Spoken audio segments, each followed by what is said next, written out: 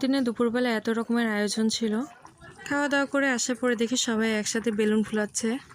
জন্মদিনের সন্ধ্যাবেলা সবাই মিলে অনেক বেশি আনন্দ করেছি। আর পুরো ব্লগটি দেখতে থাকুন, কি কি করেছি না করেছি সেটা দেখার জন্য।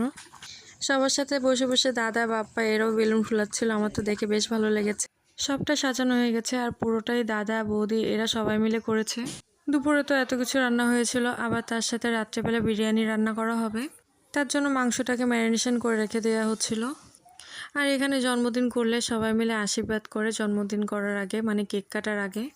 মা লুচি করেছিল, পায়েস করেছিল আর এগুলো সাজিয়ে দিয়েছে। আর এখন সবাই মিলে আশীর্বাদ করবে। এদিকে আমিও রেডি হয়ে নিয়েছি আর সবাই আজকে সাদা সাদা পরেছিল। অনন্যাও একটা সাদা ড্রেস পরেছে, বৌদু সাদা শাড়ি, সবাই সাদা পরেছিল। অনেকটা বেশি আনন্দ হচ্ছিল। আর এদিকে মা আশীর্বাদ করে নিয়েছে, তারপরে জামাইবাবু এসেছে। বড় জামাইবাবু আমাকে একটা ঘড়ি গিফট করেছে জন্মদিন উপলক্ষে। অনন্যা যে ঘড়ি সেই ঘড়ি সেমটা আমাকে দিয়েছে। আমার তো ঘড়িটা অনেক অনেক অনেক বেশি পছন্দ হয়েছে। কার কার জন্মদিনের আগে এভাবে আশীর্বাদ করা হয় আমাকে একটু কমেন্ট করে জানাবেন।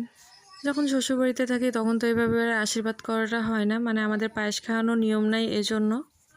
কিন্তু এবার যখন বাবার বাড়িতে আছি এটা তো হবেই। আর সবাই দাঁড়িয়ে দেখছিল।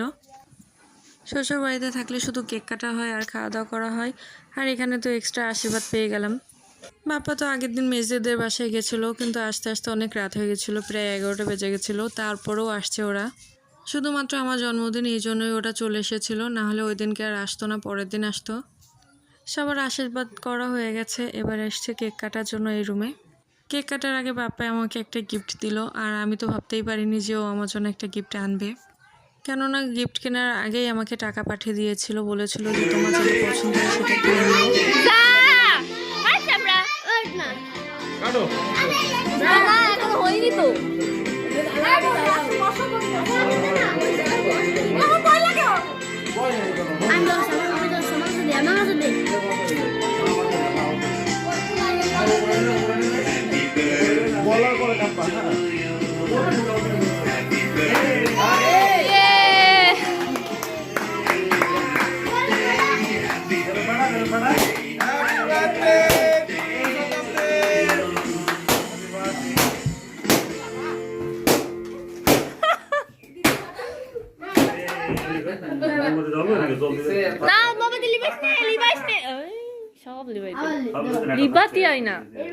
জন্মদিন শুভ কাজে মোমবাতি লিপালো।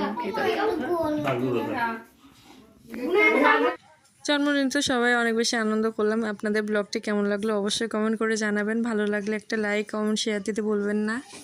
সবাই ভালো থাকবেন, সুস্থ থাকবেন। আজকের মতো টাটা।